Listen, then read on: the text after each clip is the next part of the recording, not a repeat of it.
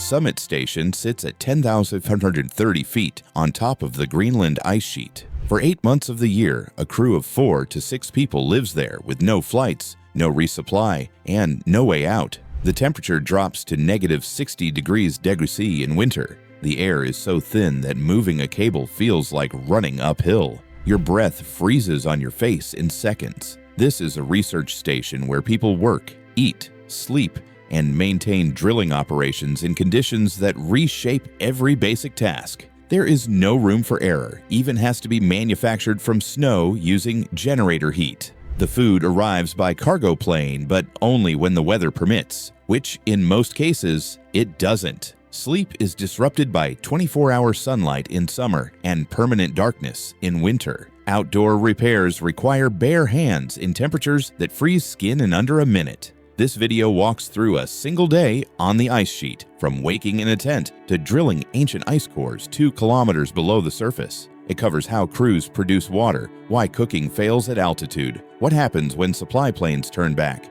and how the station's survival depends on generators that cannot stop. It also shows the psychological cost of isolation, the techniques for working in extreme cold, and the narrow margins that separate operational from uninhabitable. You wake inside a weatherport, a heavy-duty insulated tent shaped like a half-cylinder. The floor is freezing. Only the air at waist height holds any warmth from the small heater running overnight. The walls are thick nylon, and all night they've been flapping in the wind with a sound described by crews as sleeping inside a drum. It's early June, which means the sun never sets. It just circled the horizon all night, pouring light through the tent fabric. You wore a blackout mask to sleep, but even that didn't fully block it. Your head throbs slightly, a dull ache that comes from altitude. Summit Station sits at 10,530 feet, but the effective altitude feels closer to 13,000 feet because of the lower atmospheric pressure at the poles. Your body is mildly hypoxic, even while resting. The air inside the tent is bone dry. Humidity is near zero on the ice sheet. When you shift in your sleeping bag, a static shock snaps between your hand and the zipper, a sharp crack, and a visible blue spark. Static electricity is a constant problem here. It's not just annoying. It can fry sensitive electronics if you're not careful. You sit up and start layering. Base layer first, then insulation, then a windproof outer shell. 2 pairs of gloves, thin liners inside thick mittens, balaclava, goggles. The temperature outside is 28 Silers this morning, and the wind is gusting. Exposed skin freezes in under a minute. You're not just dressing for the cold, you're dressing for the altitude, moving equipment, or walking uphill at 10,000 feet while wearing a heavy parka feels like running a marathon while breathing. Through a straw. The big house, the station's central building where the kitchen and common areas are located, is about 50 meters away. There's no indoor corridor connecting the weatherport to the big house. You step outside fully geared and walk across the snow. The big house smells like coffee and oatmeal the moment you step inside. A dozen people are already awake, sitting at long wooden tables or standing near the counter with mugs in their hands. The kitchen is the warmest room in the entire station, heated by waste heat captured from the diesel generators humming outside. Cooking here is far more complicated than it appears. Water boils at 190 degrees Fahrenheit at this altitude, not 212 degrees. That 22-degree difference changes everything. Pasta turns to mush before it cooks through because it sits in water that is simply too cool to properly hydrate the starches. Dried beans never fully soften, no matter how long you boil them. Baking becomes a chemistry challenge. Cakes collapse unless you adjust the ratios of flour, sugar, and leavening agents to account for the thin, dry air. Breakfast is oatmeal, powdered eggs, and canned fruit. There is no fresh produce at all. The last supply flight arrived 3 weeks ago, and it ended up boomeranging. The LC-130 cargo plane took off from the coast, flew 2 hours toward Summit, encountered deteriorating visibility and wind, and had to turn back without landing. It happens often. When flights boomerang, the station relies entirely on what's already on hand: frozen meat, canned vegetables, freeze-dried meals, and bulk staples like rice and flour. Fresh fruit and vegetables, freshies as the crew calls them, are treated almost like currency. An orange or an apple after a month of canned food becomes a small event. People save them, trade them, savor them slowly. You pour yourself coffee and sit down. Caloric intake here is significantly higher than in normal life. Crews burn 3,000 to 5,000 calories per day just maintaining body heat and working at altitude. The body is constantly generating warmth to offset relentless heat loss, and that requires fuel. You eat more than you would at sea level, and you still feel hungry. The water in your mug was snow 12 hours ago. There is no liquid water anywhere on the ice sheet. Every single drop has to be manufactured. A bulldozer drives out to a designated clean snow sector, an area untouched by human activity or machinery, and scoops up pristine snow. The snow is dumped into a large heated melt tank inside the station. The tank uses waste heat from the diesel generators to melt the snow, and the resulting water is filtered to remove fine particulate dust before it's pumped into the station's plumbing. This entire process is energy intensive. Water production is one of the largest energy costs at the station, which is why showers are rationed and done Navy style.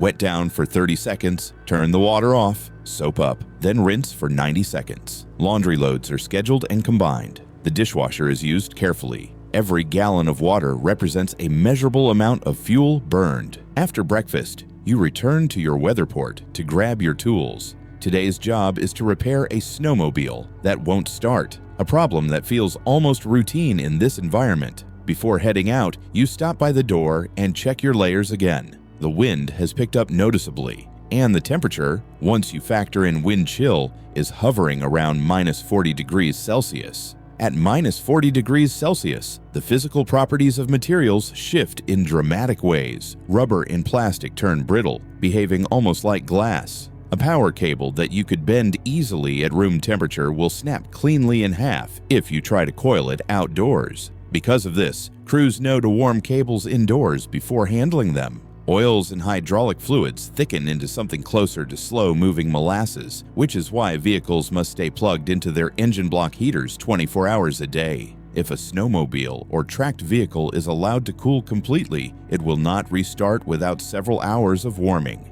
Metal becomes dangerously conductive at these temperatures. If your bare skin comes into contact with metal, it flash freezes to the surface almost instantly. The thin layer of moisture on your skin bonds to the metal, and pulling away tears off a layer of skin with it. You step outside. Your breath doesn't just mist, it crystallizes. Within about 2 minutes, frost begins forming on your eyelashes, the edges of your goggles, and the fabric around your mouth. The scarf covering your face stiffens with ice from the moisture in your breath. Your lungs ache faintly when you inhale deeply. The cold air feels sharp, almost abrasive. Walking across the station toward the broken snowmobile, you feel the creeping mental fog that people here simply call toast. You walk into a room and forget why you're there. You find yourself staring at a wall for 10 minutes without realizing it. It's a recognized side effect of living at altitude in extreme cold. Your brain is slightly oxygen-starved, and your body is burning energy just to stay warm.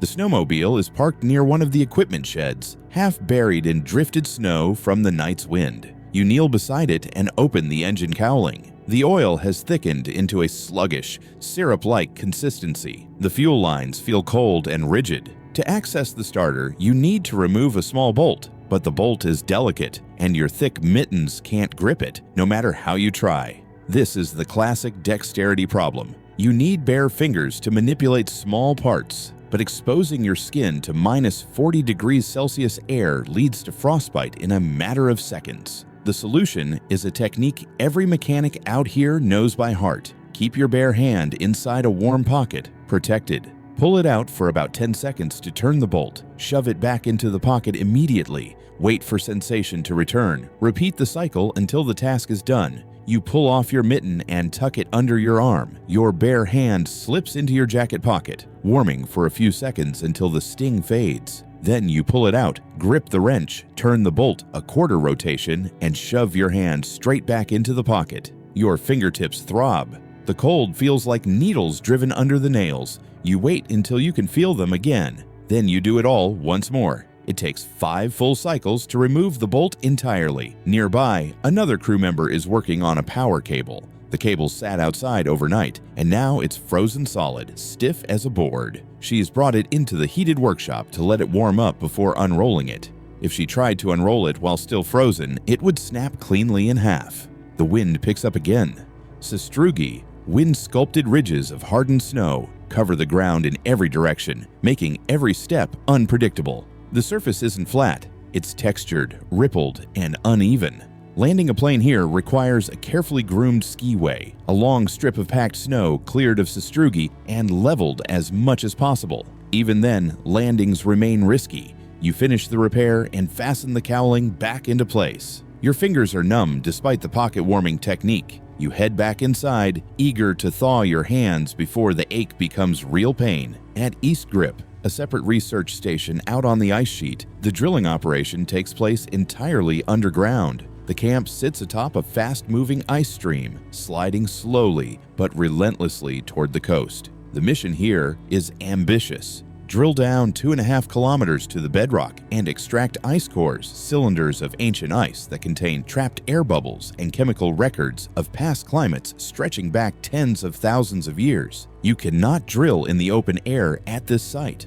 The wind is too strong, constantly scouring the surface, and the snow accumulation is so relentless that exposed equipment would be buried within a few days. The solution is something uniquely Greenlandic, the so-called balloon trench. Crews begin by using industrial snowblowers to excavate a trench 10 meters wide, 100 meters long, and several meters deep. Inside this open cut, they inflate a massive industrial balloon, essentially a giant fabric-covered dome. Once the balloon is fully inflated, they use the same snowblowers to push snow back over the balloon, burying it completely. The snow is then left to sinter, a process where individual snow grains fuse together and gradually harden into a unified, solid mass. After a few days, the newly formed snow roof is stable enough to support itself. The balloon is then deflated and carefully removed. What remains is a long, vaulted tunnel beneath the snow, cathedral-like, silent, and insulated from the brutal winds above. The temperature stays at a stable -20 degrees Celsius year-round. This is the protected environment where the drilling rig operates. Inside the trench, crews work in coordinated assembly lines. The drill extracts a section of core, which is then brought to the surface in smooth, shimmering cylinders. Each section measures roughly 10 centimeters in diameter and 1 meter in length. The ice is both fragile and chemically sensitive. Touching it with bare hands would contaminate its surface chemistry, so every step, lifting, transferring, measuring, is done with gloved hands. Each core is logged, photographed, measured, and then cut into smaller segments for a variety of analyses. Some pieces go to laboratories for chemical studies, others for trapped gas analysis, and others for isotope ratios. Finally, the segments are packed into insulated boxes for transport off the ice sheet. The work is repetitive, deliberate, and exacting. Drop a core, and an irreplaceable piece of climate history representing as much as 10,000 years is lost forever. The trench is quiet except for the steady hum of the drill and the crunch of boots on packed snow. It is cold, but it is a steady, predictable cold. There is no wind, no glare from the sun, no shifting shadows. The only light comes from bright work lamps suspended from the snow ceiling, casting a soft white glow over the entire underground workspace. Back at Summit, it's early afternoon. The crew gathers in the communications room. A supply flight from Kangerlussuaq, the coastal town where cargo planes depart, is scheduled to arrive today. The flight carries fuel drums, replacement parts, food, and mail. The LC-130 Hercules is the only heavy-lift cargo plane equipped with skis instead of wheels. It can land on snow, but it can't land in poor visibility or high wind. The skiway at Summit is groomed and maintained, but the weather is unpredictable. Fog, whiteouts, and sudden wind shifts can close the window for landing in minutes. The radio crackles. The pilot reports that they're 30 minutes out, but visibility at Summit is deteriorating. There's fog forming over the skiway. They're going to attempt an approach. 10 minutes later, the radio crackles again. The approach is aborted. Visibility is too poor. The plane is turning around. It's a boomerang. The mood in the room shifts. Faces drop. People stand and leave without saying much. This was supposed to be a fuel delivery, critical for extending the season, and a food resupply. There was also mail, which might seem trivial, but becomes deeply important during long isolation. Letters from family, packages, and any contact with the outside world. Now the camp waits. The next flight attempt might be in 3 days, or a week, or 2 weeks, depending on the weather. Fuel reserves are calculated. Water production is adjusted to conserve energy. Food rationing isn't necessary yet, but the fresh supplies everyone was anticipating aren't coming.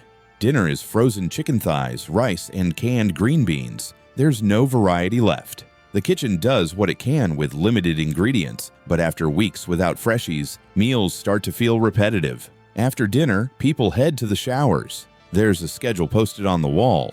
Showers are limited to conserve water and energy. The water is heated using the same waste heat system that melts the snow, heat captured from the diesel generators. You step into the shower stall. The process is regimented. Turn on the water, wet your body for 30 seconds, turn off the water, soap up, turn the water back on, rinse for 90 seconds. Total water time, 2 minutes. The water pressure is low. The temperature is lukewarm. But it's enough. Gray water, water from sinks, showers, and dishwashing, is sometimes discharged into deep sumps drilled into the ice. But increasingly, regulations require that all waste be packed into drums and flown back to the coast. This is called retrograde. Nothing stays on the ice. Human waste is handled the same way. Summit uses electric incinerating toilets or bagging systems. At smaller field camps, crews use honey buckets, literally a bucket with a toilet seat. The contents are bagged and stored in a designated waste cache until they can be flown out. There's also the piss pole, a flagged pole planted in the snow a short distance from camp. It marks the safe area for urinating outdoors. This matters during whiteouts, when visibility drops to 0 and you can get disoriented and lost 10 feet from your tent. The pole keeps you oriented. It's 11 p.m. Outside, the sun is still visible, circling just above the horizon. It doesn't set in summer. The light is constant, flat, and shadowless. It messes with circadian rhythms. Your body doesn't know when to sleep. Some people work until they collapse because it always looks like afternoon. Inside the big house, the generator hums. It's the heartbeat of the station. The generator produces electricity for lights, communication, and equipment, and it produces heat that's captured and piped into the buildings. If the generator stops, everything stops. Heat stops, water production stops. The station becomes uninhabitable within hours. There are backups, a secondary generator, an emergency tertiary system, but everyone knows the margin is thin. There's no hardware store, no next-day shipping. If the primary and secondary both fail, you're on the last line of defense with no safety net. Fuel is the lifeblood. The generators burn Jet A1, the same fuel used by the cargo planes. When flights are delayed, fuel reserves drain. Every gallon of fuel powers the lights, heats the buildings, melts the snow into water, and keeps the station alive. Fuel logistics aren't a background concern, they're the primary operational constraint. You walk back to your weather port. The static shocks are frequent. Every time you touch a zipper, a doorknob, a piece of equipment. The air is so dry that static builds constantly. Inside the tent, you pull on the blackout mask. The wind is picking up again, and the walls start their rhythmic flapping. You lie in your sleeping bag and feel the altitude headache returning. Your breathing is slightly labored. The cold seeps up from the floor. Tomorrow will be the same. Another day of manufacturing water from snow, eating limited rations, working outdoors in temperatures that freeze skin in seconds, and waiting for a plane that might not come. The environment dictates everything: when you can work, what you can eat, how you sleep, and how long you can stay. Every system at the station traces back to the generators. They sit in a separate building, insulated and heated, running continuously. They burn Jet A1 fuel and produce electricity. The waste heat from combustion is captured and pumped through the station to heat the buildings and the water melt tanks. This is cogeneration, using the same fuel input to produce both electricity and heat. If the primary generator fails, the secondary automatically kicks in. If both fail, there's an emergency backup. But the margin is measured in hours, not days. Without power, the buildings cool rapidly. Water freezes in the pipes. Communication equipment shuts down. The station becomes uninhabitable. Maintenance is constant. Mechanics check the generators daily. Fuel lines are inspected, filters are changed, coolant levels are monitored, oil is checked. The generators are not allowed to fail. Fuel deliveries are the critical dependency. Each flight brings fuel drums, which are offloaded and stored near the generator building. When flights boomerang, fuel reserves shrink. Every day of operation burns through a calculated amount of fuel, and the station manager watches the levels closely. There's no backup plan if fuel runs out. The station shuts down. The crew evacuates if weather permits, or they wait in deteriorating conditions until a flight can get through. The hum of the generator is the sound of survival. It's always there, a low vibration in the background. When you lie in your tent at night, you can hear it faintly through the wind. It's the sound that means the lights will stay on, the heat will keep flowing, and the water will keep melting. As long as the generator runs, the station lives.